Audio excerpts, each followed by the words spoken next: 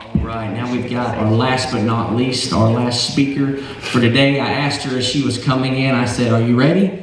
She looked at me and said, "Are you?" And so why don't you welcome Sister Jessica as she comes.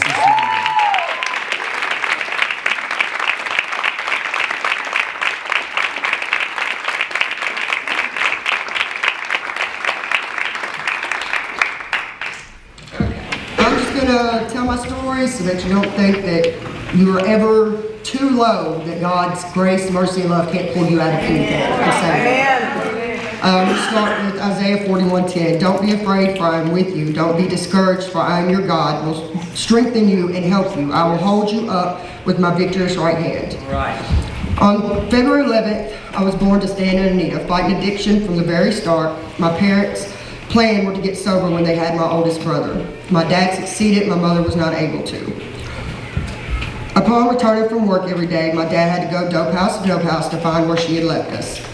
They split when I was 5. The only memories I had of my mother growing up, who was an IV drug user, was her completely intoxicated on drugs while me and my brother climbed cabinets trying to make Kool-Aid and sitting at my aunt's door crying, begging her to stay, and she left and never returned. Growing up, my grandparents would drive me through drug-infested, unsafe areas to look for her. I would get excited when we would find her, just knowing that she would leave with us, yet she never did. My dad remarried my stepmother, who was also an addict. She didn't like me very much from the beginning because I took too much of my father's time. She would disappear days at a time, which would give me time to be myself as a child. Other times I would come in and find her laid out on the floor and would have to call my dad, who would tell me to watch my 1-year-old brother at 7. She would make racist comments towards me because I had a crush on a little black boy at school. She literally picked on me to the point I attempted suicide for the first time at 12. God said, "Not today." Shortly after, my dad and Carla had split, leaving us home alone a lot of the times because my dad was at work. At 13, I started to drink. At a house party with me and my brother, that night I had passed out in my room from drinking too much, and someone slipped in, and that was the first time someone took something from me I wasn't willing to give. When my dad found out, his response was, "You shouldn't have been drinking." At 15 and living consumed in sin, I got pregnant. My dad and my stepmother had gotten back together. He said I needed to get married, and that once I did, I was on my own, and he meant that with his soul. I ended up marrying him just to wind up in the streets 6 months later because he had moved someone else in. His mother took us in. Missing so much school, I went to court for truancy. When the judge asked for my guardian to stand, or he was going to have to rule me neglected and unwanted, my father refused to stand. My mother-in-law stood up instead. Shortly after moving in with her, she had talked me into signing temporary custody to her of my son, making me think she was protecting us just to put me out 2 days later. I then, for the second attempt, tried to take my life, and God again said, "Not today." Deuteronomy 31:6. So be strong and courageous, do not be afraid, and do not panic before them, for the Lord your God will personally go ahead of you. He will neither fail you nor abandon you.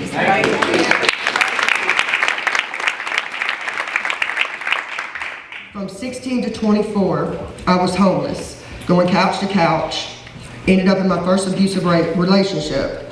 I was more worried about being discarded again that I let the toxic situation keep going. I stayed for years, and when I finally did leave, I ended up right into another relationship. After 2 weeks, he had left and went back. I attempted suicide for the 3rd time. Ended up on life support in a coma for 3 days. No one came to see me other than my big brother.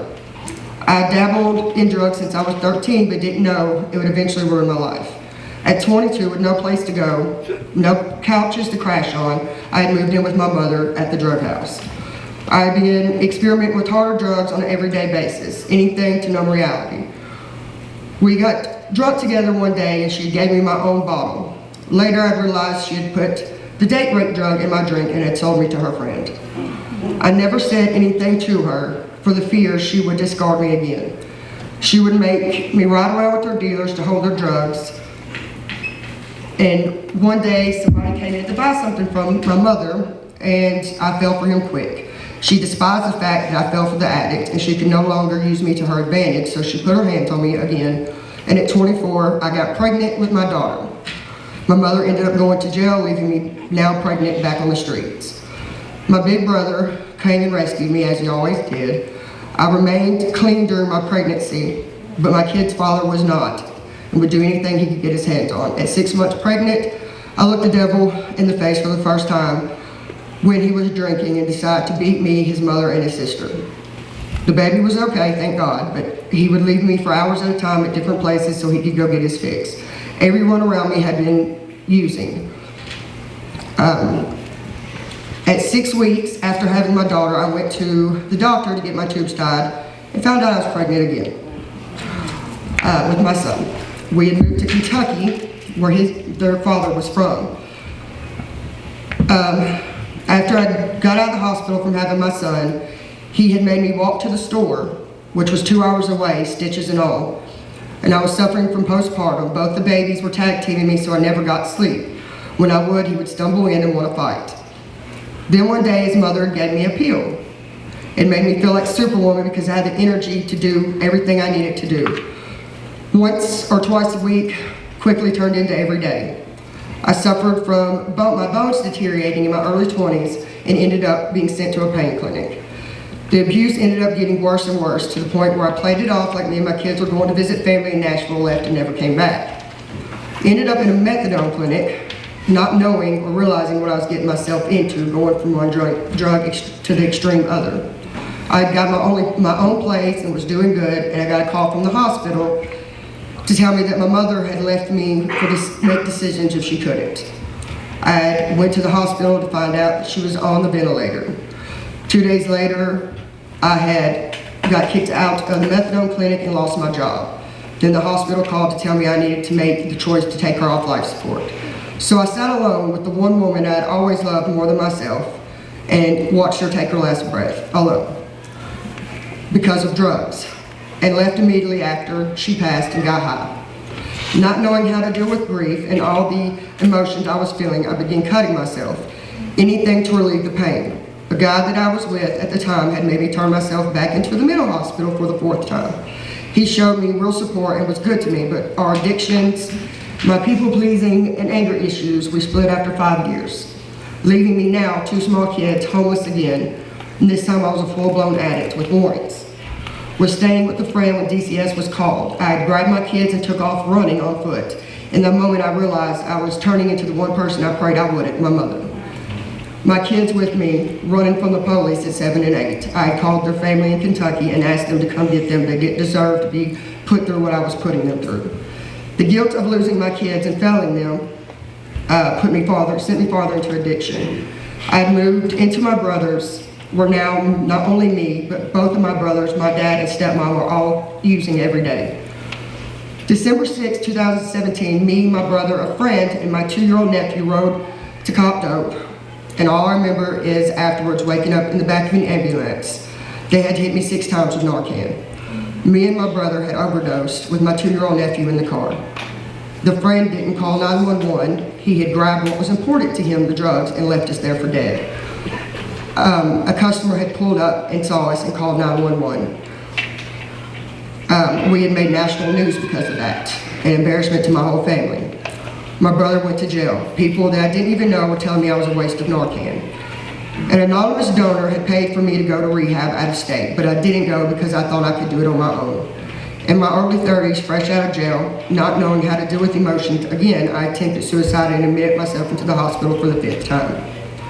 This time, I'd been in and out so many times, I knew how to lie my way out. Introduced to meth with already an everyday heroin habit that was consuming my life. While packing my dad's house, because he had got evicted, I got a call from my baby brother crying and screaming, telling me that his mother, my stepmother, was not breathing.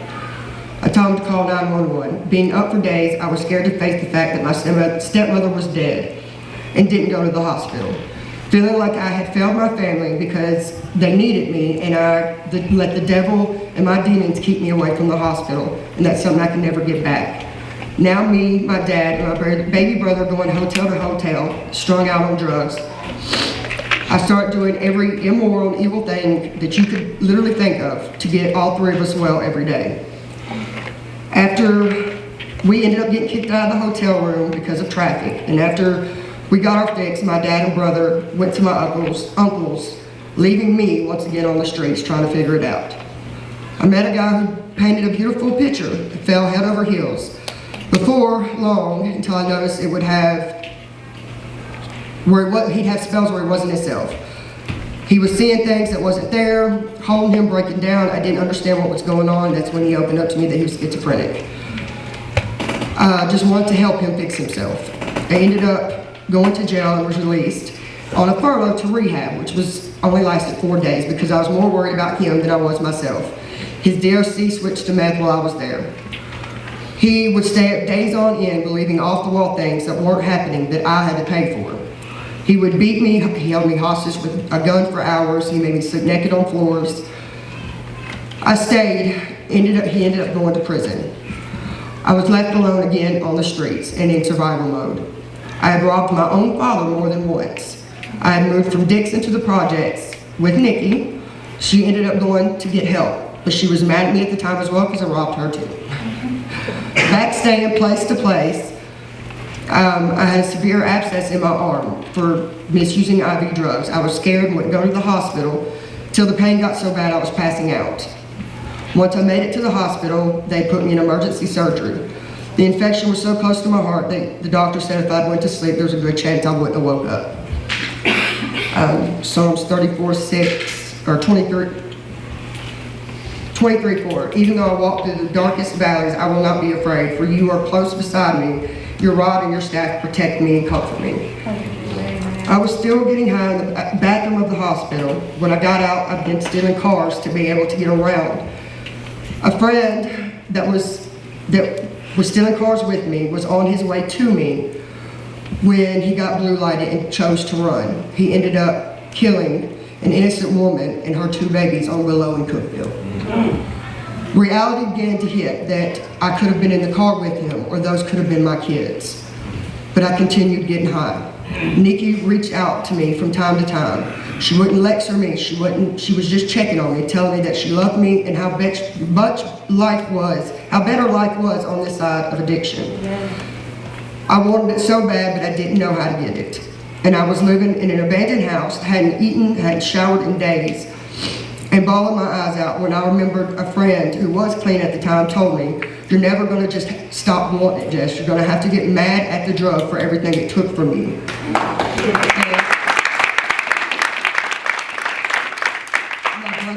My brother, now also clean, told me when the pain of staying the same is greater than the pain of change, then you'll change. There's nothing I can do for you. Knowing that he came from the same life I did and he could do it, I called a friend and told him I want to detox. So for 3 days, I laid on the floor having seizures and begging them to help. Refusing to go to the hospital, they took me to my dad's where I was unwanted for the things I had done to him. I fell out on the floor with the seizure and my dad stepped over me and told me I needed to get out. Find somewhere else to go and get out. The neighbor had hid me in his garage till the next day when Nikki came to get me. I didn't believe in God for many years.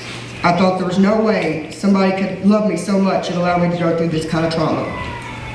I let the devil have me so willingly, and I walked until I walked into this church. I felt something I'd never felt, love, support, and understanding. The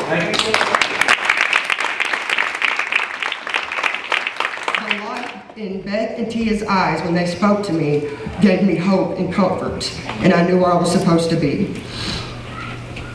The night of the foot washing here at church, Nikki was washing my feet, and I kept telling her I felt lightheaded. She just kept smiling at me. I didn't realize at the time that she apparently knew God was moving. She pulled me up front to be prayed on, and I just remember thinking in the middle of it, screw it, Jess, nothing else has worked for you and you've tried everything. So I prayed for the first time in many years, and I said, God, I'm here and I'm trying, and if you're real, show me. And I woke up on the floor.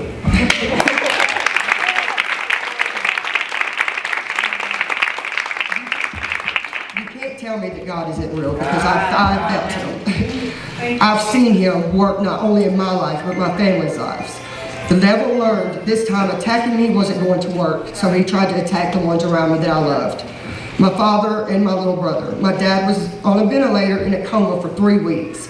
We didn't think he would make it. But with so many prayers coming through, God restored him, and he is going to be fine. I got to lead my brother into rehab where now he is getting help. The